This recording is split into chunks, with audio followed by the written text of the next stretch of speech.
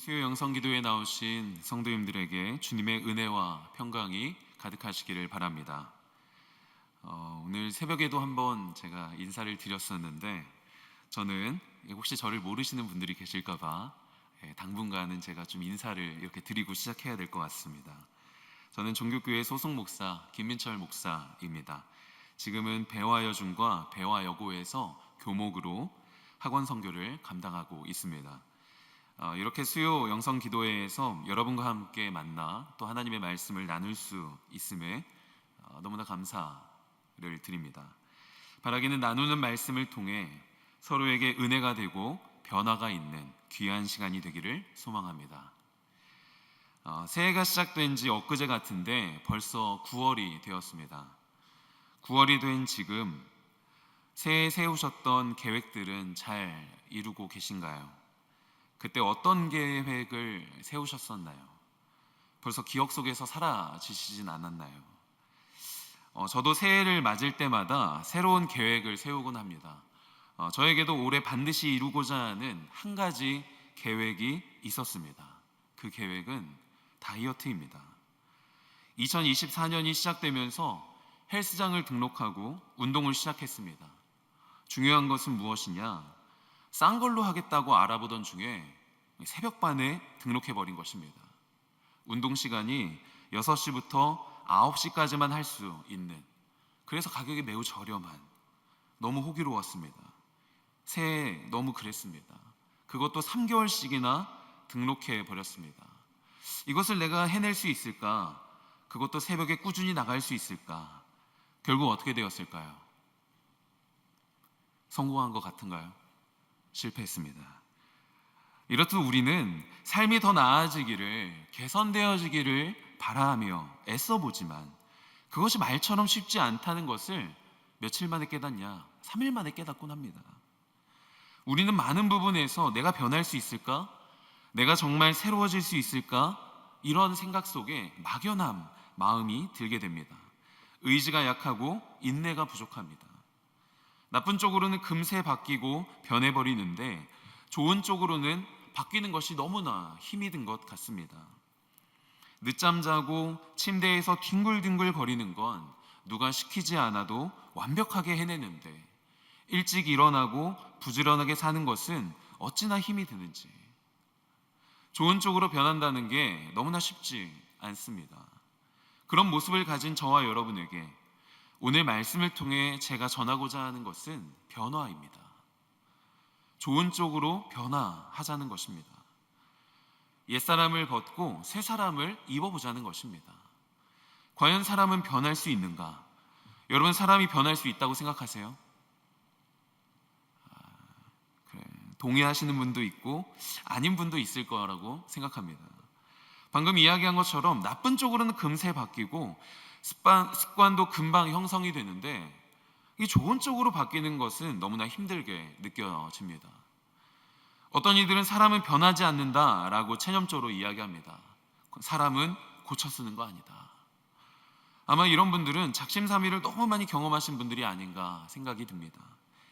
굳게 결심하지만 작심한 지 3일 만에 끝나버리는 것이죠. 우리가 변한다는 것이 어렵게 느껴집니다. 정말 변할 수 있을까? 의문이 들기도 하죠. 그러나 성경을 통해 알 수 있는 것은 무엇이냐?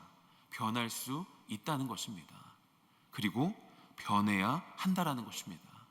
성경에 보면 혈기왕성했던 모세가 온유해지고 베드로가 변했고 예수를 박해하던 청년 사울도 변하였습니다. 성경이 분명히 이야기하는 것은 변할 수 있다. 그리고 오늘 말씀을 보아도 우리는 변할 수 있음에 대해서, 그리고 변해야 함에 대해서 강조하고 있습니다. 그런데 오늘 말씀에 나오는 에베소의 모습은 좋은 모습으로 변화되기는커녕 나쁜 쪽으로만 변화될 뿐이었습니다. 17절에서 19절의 말씀을 보면 에베소에 있는 사람들의 타락한 모습을 보여주고 있습니다. 17절에 그 마음에 허망한 것, 이어서 18절에 보시면 그들의 총명이 어두워지고, 그리고 19절에 보시면 그들이 감각 없는 자가 되었다라고 말합니다. 그러면서 그들은 자기들의 몸을 방탕에 내맡기고 욕심을 부리며 모든 더러운 일을 하였다라고 기록하고 있습니다. 자기 마음대로 방탕과 타락의 삶을 살아갑니다. 그들이 그런 삶을 살아간 데에는 그 당시 에베소 지역의 영향도 있습니다. 그 당시 에베소는 우리나라의 서울과 같이 한 나라의 수도이자 가장 발전되었고 가장 화려한 도시였습니다. 그리고 에베소는 항구 도시로서 당시 최대의 상업 및 교통 중심지였습니다. 도시는 화려했습니다. 그리고 많은 사람들이 왕래하였습니다. 그리고 이곳은 풍요와 다산을 상징하는 아데미 우상 숭배의 본거지였습니다. 그러다 보니 자신이 취해야 할 것, 자신이 어떻게 하면 더 풍요로워질 수 있을까? 어떻게 하면 내가 성공할 수 있을까? 우상 숭배와 물질주의, 성공주의로 타락한 곳이 바로 이곳 에베소였습니다. 바로 이러한 에베소에 바울이 복음을 전한 것입니다. 오늘 말씀은 바울이 에베소 지역에 복음을 전하고 난 후에 다른 지역에서 에베소 지역의 소식을 듣고 안타까워하며 쓴 편지의 내용이 오늘 우리가 읽은 말씀입니다. 다시 말하면 에베소서의 말씀이 주어지기 이전에 이미 바울이 에베소 지역에 복음을 전했습니다. 그 복음을 들었던 에베소의 많은 사람들이 예수님을 믿는 그리스도인이 되었다. 이것이 오늘 성경이 이야기하는 것입니다. 더구나 에베소는 바울에게 있어서 소아시아 선교의 중심지 역할을 하는 곳이었습니다. 2차 전도여행 때 잠시 들러서 자신에게 있어 가장 힘이 되는 동역자 브리스길라와 아굴라를 그 에베소 지역에 남기고 떠날 정도로 에베소를 소중하게 생각했고 중요하게 생각했습니다. 그리고 그 후 3차 전도여행 때는 이곳에서 약 2년간 머물며 두란노 서원에서 이방인들과 유대인들을 대상으로 복음을 전하기도 했던 곳이 바로 이곳이었습니다. 에베소에 머무르는 모든 시간 동안 바울은 날마다 복음을 전하였고 하나님의 말씀을 나누었습니다. 그리고 또 떠날 때에는 자신의 사랑하는 동역자들을 남기고 또 디모데를 남겨둘 만큼 에베소를 중요하게 생각하였습니다. 그만큼 에베소는 바울의 영향을 많이 받았던 지역입니다. 그런데 오늘 에베소의 모습은 어떠한가? 17절에서 19절의 말씀이 증거하는 내용은 무엇입니까? 그들이 옛사람의 모습을 가지고 살아가더라. 여전히 바뀌지 않은 그들의 모습. 바울이 장기간 체류하며 복음을 전하고 수많은 말씀들을 전하였는데 그들은 왜 새 사람을 입지 못하고 여전히 옛사람을 벗어나지 못하고 있는가? 그런 상황 속에 있는 에베소 사람들에게 바울은 안타까운 마음으로 이야기합니다. 20절 말씀입니다. 오직 너희는 그리스도를 그같이 배우지 아니하였느니라. 그리스도를 그같이 배우지 않았습니다 라고 말합니다. 이어서 21절에 보시면 사도 바울의 안타까운 심정이 더욱 진하게 느껴집니다. 21절인데요. 진리가 예수 안에 있는 것 같이 너희가 참으로 그에게서 듣고 또한 그 안에서 가르침을 받았을진대. 진리입니다. 진리 안에 살도록 진리 안에서 생각하고 느끼고 인생을 계획하도록 배웠다라고 말합니다. 그러나 안타깝게도 그들은 여전히 옛사람의 모습으로 살고 있더라라는 것입니다. 에베소는 바울이 소아시아 지역을 선교하면서 가장 많이 머물렀던 곳이고 많은 시간 동안 수많은 말씀으로 복음을 전하였던 곳인데 그곳에 있는 사람들은 왜 아직도 옛사람의 모습을 가지고 살아가고 있는 것일까? 그런데 여러분, 이러한 일들이 에베소에만 있는 것 같지는 않습니다. 오늘날에도 에베소에서 일어난 일들이 여전히 일어나고 있다는 사실이 우리의 마음을 씁쓸하게 합니다. 요즘 설교를 접하는 방법이 너무 간단해졌죠. 이 시대를 일컬어 설교의 홍수 시대라고 할 수 있습니다. 우리는 설교의 홍수 속에 살고 있습니다. 설교의 홍수 속에 살면서 우리의 삶이 신앙적으로 성장해야 하는데 어떠하신가요? 여전히 우리는 에베소 교인들과 동일한 모습을 가지고 살아가고 있지는 않은가? 스마트폰만 보아도 설교가 넘쳐납니다. 바로 옆에 말씀이 있습니다. 은혜를 경험할 수 있는 기회가 너무나 가까이에 있습니다. 그러나 우리의 모습은 어떠한가? 우리의 모습을 돌아보며 생각해 보아야 합니다. 저는 종교교회 성도님들을 보면서 도전을 받습니다. 새벽 기도회, 수요 기도회, 주일 예배, 매번의 예배 때마다 성도님들의 눈빛이 얼마나 강렬한지요. 아닌가요? 네, 강렬합니다. 하나님을 사모하는 모습이 우리 성도님들의 모습 속에서 제가 느껴집니다. 그리고 오늘 새벽에 제가 함께 말씀을 나누고 함께 기도하는데 우리 성도님들이 얼마나 간절히 기도하시는지요. 제가 은혜를 많이 받았습니다.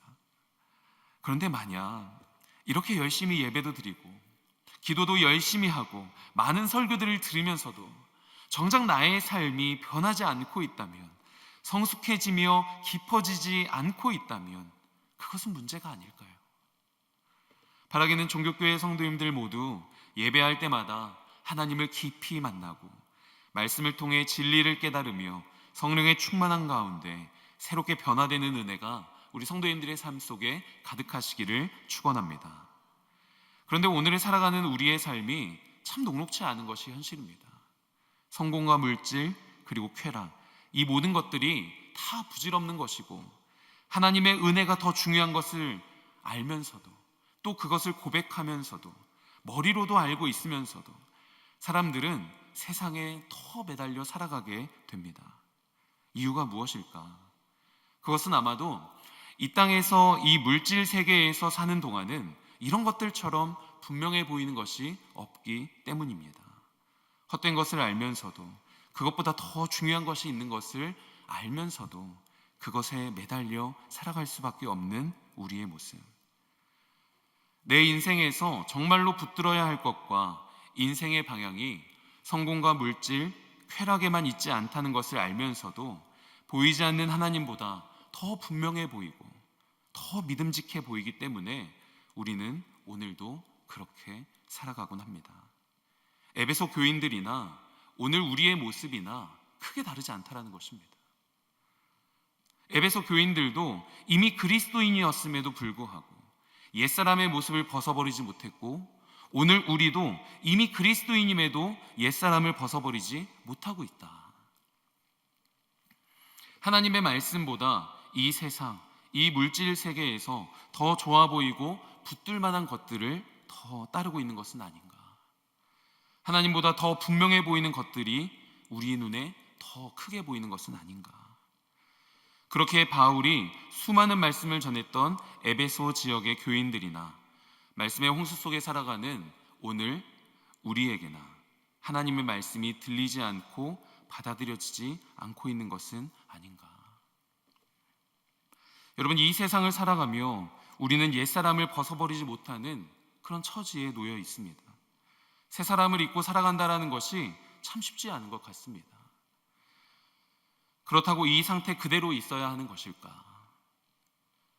그렇지 않습니다. 옛사람을 벗어버려야죠. 서론에서 말씀드렸던 것처럼 성경의 많은 인물들이 변화했고 오늘 본문의 말씀도 옛사람을 벗어버릴 수 있다라고 말합니다. 여러분, 성경이 분명히 이야기하는 것은 변할 수 있다는 것입니다. 그리고 오늘 말씀해 보아도 우리는 변할 수 있음에 대해서, 그리고 변해야 함에 대해서 강조하고 있습니다. 그렇다면 어떻게 변할 수 있을까? 우리의 힘으로 성경에서 말하는 요구를 실천하며 살아가는 것이 어떻게 가능한가? 성경이 요구하는 것을 실천하며 살아가고 싶은데 그게 참 어렵습니다. 끊임없이 선하지 않은 우리의 모습들이 삶의 곳곳에서 등장하게 되죠. 불완전하고 연약한 존재가 바로 우리이기 때문입니다. 나의 힘으로는 참 어렵습니다. 오늘 본문 바로 다음에 25절부터 32절의 말씀해 보시면 새 사람의 삶은 이런 것이다 라며 기록하고 있습니다. 25절 보실까요? 25절을 한마디로 하면 거짓말하지 말라는 것입니다. 그런데 거짓말을 안 하는 것이 쉽지 않습니다. 제가 조금 생각해 보니까 제가 주로 하는 거짓말은 차가 막혀서 늦었다는 것입니다. 그런데 여러분 생각해 보시면 서울에서 차는 항상 막히잖아요. 거짓말입니다. 그리고 또 하는 거짓말, 거의 다 왔어. 거기에 지하철 두세 정거장은 건너뛰고 말하기도 하죠. 제가 주로 저 사람이 진심인가 거짓말인가 하는 분별하는 거짓말이 있는데, 언제 밥 한 번 살게. 저한테 언제 밥 한 번 살게라는 사람이 한둘이 아닙니다. 그러나 실제로 밥을 사는 사람은 없다라는 것이죠. 제가 인터넷에 조금 더 찾아봤습니다. 애인에게 가장 많이 하는 거짓말은 무엇일까요? 자기가 세상에서 제일 예뻐, 제일 멋있어. 이거는 그래도 상대방을 배려하는 아름다운 거짓말이라고 할 수 있죠. 두 번째는 회사에 일이 생겼어. 애인에게 하는 거짓말 세 번째가 술, 담배 끊을 게입니다. 거짓말하지 마시고 끊으시기 바랍니다. 10대, 20대 때 부모님께 가장 많이 하는 거짓말이 있다고 합니다. 저도 해봤던 것 같은데요. 나 책 사야 되니까 돈 좀 줘. 또 한 가지는 독서실에 가서 공부하고 올게. 신나게 놀고 오는 것이죠. 그리고 부모님들이 하는 거짓말이 있습니다. 이게 조금 슬펐는데요, 가슴 아픈 이야기였습니다. 엄마 아빠가 자녀들에게 하는 거짓말입니다. 솔직히 이야기하면 혼내지 않을게. 거짓말이죠. 부모님 말만 믿고 솔직하게 이야기하면 그때부터 시작되는 것입니다. 장년이나 노년이 된 부모님이 하는 거짓말이 있다고 합니다. 부모님이 자녀에게 난 괜찮으니까 그냥 집에서 쉬어라, 오지 않아도 된다, 어버이날 같은 때에 선물 같은 거 필요 없다 말씀하십니다. 명절의 용돈은 무슨 용돈이냐, 아껴서 너나 써라. 여러분, 우리는 기억해야 합니다. 선물이 필요하죠. 그리고 용돈이 필요합니다. 그리고 찾아 배워야 하는 것이죠. 이처럼 우리 인생에는 정직하지 않은 게 너무나 많습니다. 거짓말하지 않고 싶은데 그게 잘 안 된다라는 거예요. 이어서 29절에 보실까요? 29절을 한마디로 하면 좋은 말을 하라는 것입니다. 여러분, 좋은 말을 항상 하십니까? 항상 아름다운 말들을 하십니까? 제가 아는 목사님의 이야기를 들었습니다. 본인은 운전을 할 때 절대 욕을 하지 않는다라는 것이었습니다. 근데 저도 운전을 하지만 험한 말들이 가끔 튀어나오거든요. 저런, 뒷말은 생략하겠습니다. 저런, 특히 이 광화문역이 지나갈 때 너무 화가 나는 거예요. 저런, 너무 화가 나는 거예요. 근데 이 목사님이 자기는 욕을 절대 안 하는데, 자기는 너무 거룩한 사람이래. 그래서 어떻길래 욕을 안 하시냐, 어떻길래 험한 말씀을 안 하시냐 그랬더니 욕 대신에 번호를 매기셨다는 거예요. 그래서 운전을 하시다가 1번, 1번, 1번, 2번, 2번, 2번, 3번, 3번, 4번 이렇게 번호를 매기셔서 자기는 욕을 안 하신다는, 자기는 험한 말을 안 하신다는 거예요. 그냥 4번, 4번. 근데 4번을 너무 많이 하시는 것 같아요. 이것의 진정성이 크게 느껴지지는 않았지만 그냥 그 목사님의 어떤 노력이 느껴졌습니다. 운전을 하다 보면 거친 말들을 하게 되기도 하죠. 거기서 더 나아가서 보복운전까지도 하게 됩니다. 끊임없이 올라오는 욕하는, 이 욱하는 말들을 잠재우는 것이 참 쉽지 않습니다. 어찌 보면 이 두 가지는 어느 정도 해볼 만도 해 보입니다. 그런데 다른 것들은 우리의 힘으로 참 감당할 수 있을까? 26절에 분을 내어도 죄를 짓지 말며 해가 지도록 분을 품지 마십시오. 27절에 마귀에게 틈을 주지 마십시오. 28절에 선한 일을 하십시오. 31절 모든 악이 비방하는 것을 버리십시오. 32절 서로 용서하고 받아들이십시오. 내 힘으로 할 수 있을 것 같기도 한데 중요한 것은 너무나 쉽지 않습니다. 그 이유는 우리가 손해보고 누군가를 위해 뭔가를 손해보며 희생할 때 꼭 이 마음이 따라다니기 때문입니다. 내가 왜 이렇게까지 해야 되는가? 내가 왜? 내가 뭐가 아쉬워서? 이런 악한 영의 속삭임들을 우리는 분별해야 합니다. 여러분, 기억하십시오. 하나님은 인간을 그렇게 만들지 않으셨습니다. 하나님께서는 서로를 품어주며 사랑하고 섬기라 말씀하십니다. 희생하고 포기할 줄 알아야 한다 말씀하십니다. 우리 종교교회 성도님들의 모습이 이와 같이 되기를 축복합니다. 교회를 사랑하고 교회 일에 동참하고 예배에 모이기를 힘쓰는 우리 종교교회 성도님들, 앞으로도 여러분들의 삶 속에 하나님이 기뻐하시는 일들에 더욱 힘쓰게 되시는 우리 종교교회 성도님들이 되시기를 진심으로 축복합니다. 이어서 말씀해 보시면 24절에 하나님께서 우리 사람을 어떻게 만드셨는지 말씀하고 있습니다. 그렇다면 하나님은 우리 사람을 어떻게 만드셨는가? 24절 말씀 제가 읽어드리겠습니다. 하나님을 따라 의와 진리의 거룩함으로 지으심을 받은, 우리가 어떻게 지으심을 받았다고요? 하나님을 따라 의와 진리의 거룩함으로 지으심을 받았다.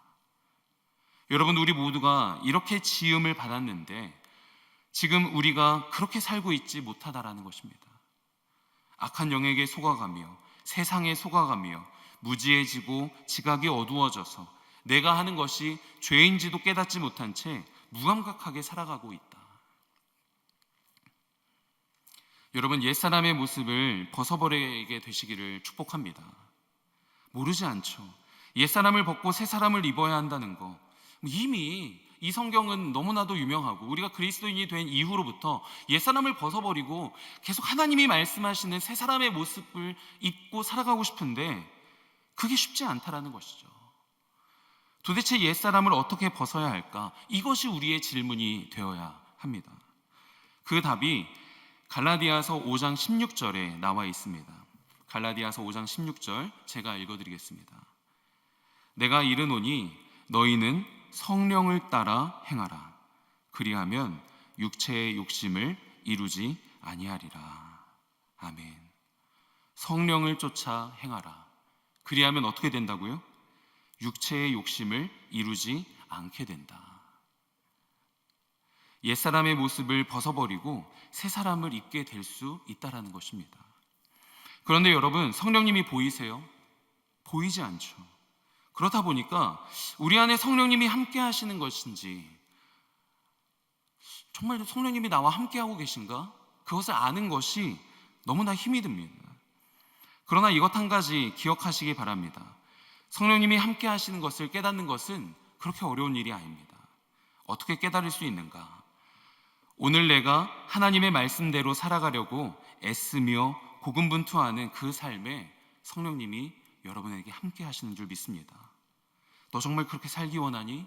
내가 도와주겠다. 제가 올해로 39살이 되었고 저에게는 4명의 누나가 있습니다. 그리고 누나들을 통해 저에게는 13명의 조카들이 있습니다. 상당히 많죠. 이번에 저희 가정에 아들이 태어나면서 14명이 되었습니다. 정말 놀라운 숫자입니다. 그런 제가 고향에 내려가면 이래도 되나 싶을 정도로 우리 조카들에게 인기가 좋습니다. 왜 그러냐면 제가 잘 놀아주기 때문입니다. 조카들을 데리고 놀이터에 자주 갑니다. 그곳에 있다 보면 제 허리가 남아나질 않습니다. 그 많은 친구들이 이것 하겠다 저것 하겠다 막 소리를 질러댑니다. 난리도 그런 난리가 없습니다. 그네에 좀 앉혀달라고 합니다. 그래서 앉혀주죠. 그리고 저를 빤히 쳐다봅니다. 밀라는 것입니다. 삼촌, 당신이 나의 그네를 좀 밀었으면 좋겠다. 내가 좀 웃을 수 있게 밀어달라. 그렇게 저는 여기저기 뛰어다니며 놀이기구를 신나게 탈 수 있도록 도움을 줍니다. 여러분, 우리 조카들에게 제가 성령님입니다. 이상하신가요? 그들이 못하는 것을 할 수 있도록 도와주는 삼촌 성령님인 거예요. 제가 이단은 아니고요. 그냥 그렇다라는 비유를 이야기하는 겁니다. 여러분, 성령님이 바로 이런 분이라는 거예요. 우리가 못하는 것들을 가능할 수 있도록, 그거를 살아낼 수 있도록 도와주시는 분이 성령님이시다. 우리가 육체의 욕심을 이루지 않으며 살아가는 거 너무나 힘든 일이죠. 제가 너무나 긴 시간을 통해서 우리는 이런 사람입니다. 우리는 옛사람을 벗어버리지 못하고 있습니다. 우리는 에베소 교회 성도들과 다르지 않습니다. 조금 불편하셨을 수도 있을 것 같아요. 그러나 여러분들에게 말씀드리는 것이기도 하지만 저의 고백입니다. 제가 너무나 그것을 처절하게 느낍니다. 목사의 삶을 살아가면서도 세상의 것들을 추구하고 세상의 것들을 탐하며 살아가는 제 안에 이기적인 욕심들이 너무나 많기 때문에 저 자신을 바라보며 쓴 설교문입니다. 우리 성도님들은 그렇지 않으실 수 있습니다. 그러나 여러분, 우리가 에베소 교회의 에베소 성도들의 모습들이 우리의 모습 가운데 조금이라도 보인다면 오늘 이 말씀을 기억하고 우리 가운데 성령님을 초청하는 저와 여러분이 될 수 있기를 축원합니다. 우리가 새 사람이 될 수 있는 것, 육체의 욕심을 이루지 않고 하나님의 형상을 닮은 새 사람이 될 수 있는 것은 나의 힘이 아닌 성령님께서 도와주실 때 가능한 줄 믿습니다. 그래서 우리가 이 자리에 나와 있는 것이죠. 한 주간을 살아가며 한 주의 절반을 보냈을 때 여전히 흔들리고 있음을, 여전히 주일 예배 때 결단하고 담임 목사님의 설교를 통해 믿음으로 나아갔지만 다시 정문을 열고 교회 정문을 열고 세상으로 나아갔을 때 여전히 흔들리고 있는 나의 모습을 바라보며 새벽 기도에 나오시고 이 수요 영성 기도에 나오시고 다시 주일 예배에 나오셔서 끊임없이 나의 연약함을, 부족함을 하나님 앞에 고백하며 나아가는 그 시간이 바로 이 시간이 아니겠습니까? 저는 우리 성도님들에게 그런 겸손함의 고백이 우리에게 이 시간 가득하게 되기를 축복합니다. 나의 약함을 인정한다는 것, 내 힘으로 할 수 없음을 인정하는 것, 저는 믿습니다. 바로 그 자리가 신앙의 시작인 줄 믿습니다.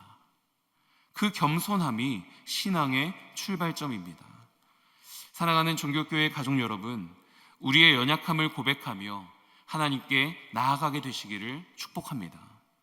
하나님께 나아가 성령님, 내 안에 이런 연약함들이 있습니다. 이런 육체의 욕심들이 있습니다. 하나님의 모습을 따라가지 못하는 연약함들이 있습니다. 그 모습들을 주님 앞에 고백하고 성령님의 도우심을 구하며 나아가는 우리 종교교회 성도님들이 되시기를 진심으로 축복합니다. 하나님께서 말씀하시는 새 사람의 삶, 그것은 성령님의 도우심으로 가능하다. 이 믿음으로 우리의 약함을 고백하며 그곳에 성령님의 임재를 구하고 참된 그리스도인의 모습, 새 사람이 되어 살아가는 우리 모든 성도님들의 삶이 되시기를 축원합니다.